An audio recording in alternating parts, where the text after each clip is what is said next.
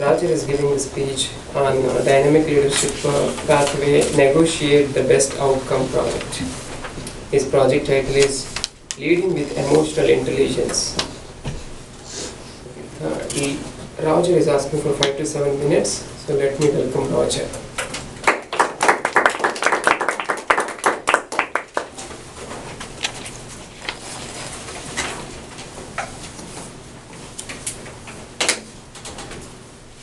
Greetings, Toastmasters. Wonderful guests. It's awesome to be here with you. Let me try that again. Greetings, Toastmasters, and wonderful guests. It is awesome to be here with you. Isn't it funny how I use the same words but gave two clearly different meanings? Emotional intelligence is keeping control pretty much and being aware of your emotions.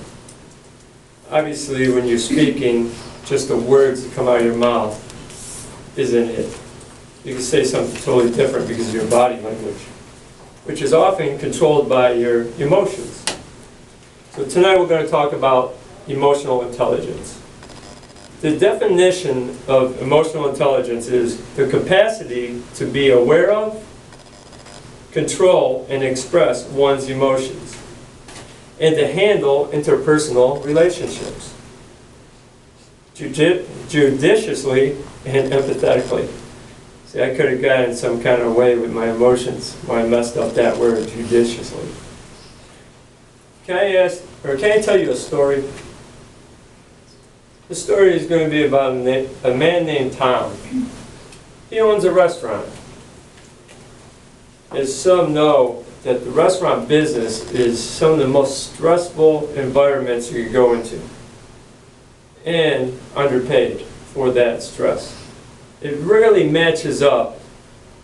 The pay rarely matches up to the level of stress that you would experience there. But Tom, his business has been struggling for the last 4 to 5 months. Lost of business. He's a little nervous, a little stressed out. He has a hard time expressing himself when he's stressed like that. So he's having a hard time controlling his emotions. Well, one random Tuesday, they said it just became completely busy at this restaurant. The floodgates just opened up with customers. Tom wasn't in yet, but his employees were doing the best they could.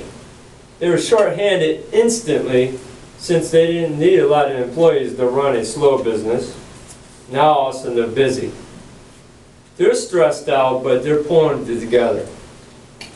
See, now as they're struggling to make the orders for all the customers, they're also multitasking, trying to refill all the product and prep up for the customers that are waiting in line so they can keep serving the customers.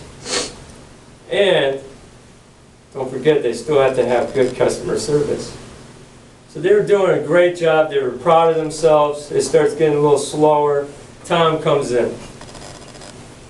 He comes in. He's a little angry now because he sees how dirty it is. He had no idea how busy it was. He came in and missed it. You ever go to a party and then you'll leave, and then right after you left, someone goes, "You can't believe what you just missed." Well, Tom missed all that. But he got angry. He starts yelling at the employees again because he has a hard time handling his stress. Well, the employees got discouraged. They said, "We're not going to take this no longer." They all left, and they quit on him. Tom's standing here by himself. No employees. So that was an example of how a lack of emotional intelligence could really hurt as you're leading other people. Running a business, it's not a great idea to run a business like an emotional roller coaster. You don't want your emotions to run like the Millennium Force at Cedar Point. You don't want to run that fast up and down, over, around. It's not a great way to lead people. Now there's 5 attributes of emotional intelligence that I brought to you today. One is self-awareness.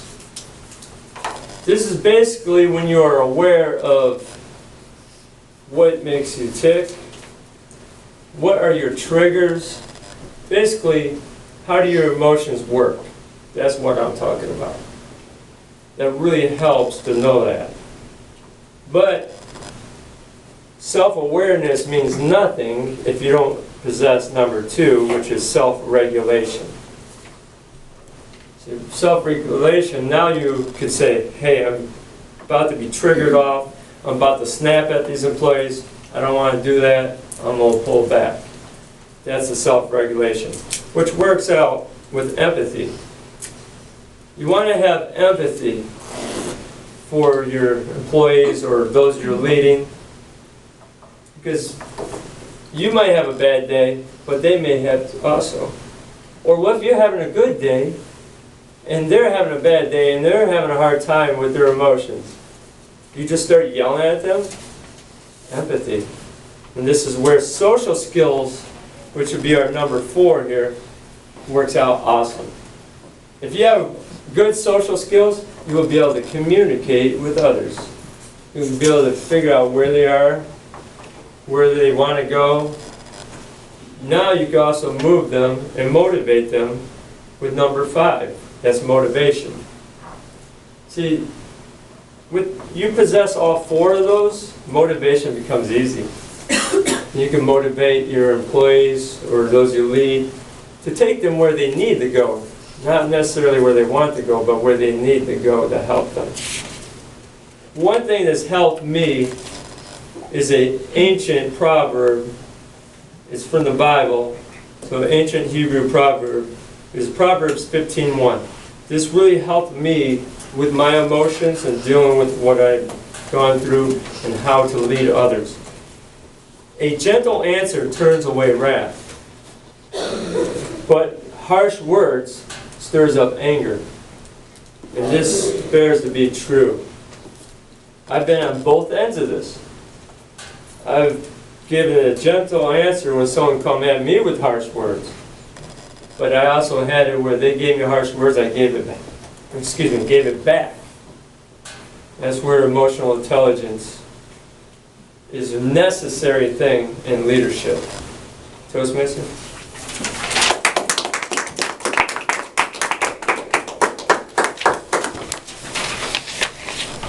Thank you, Roger, for the wonderful talk.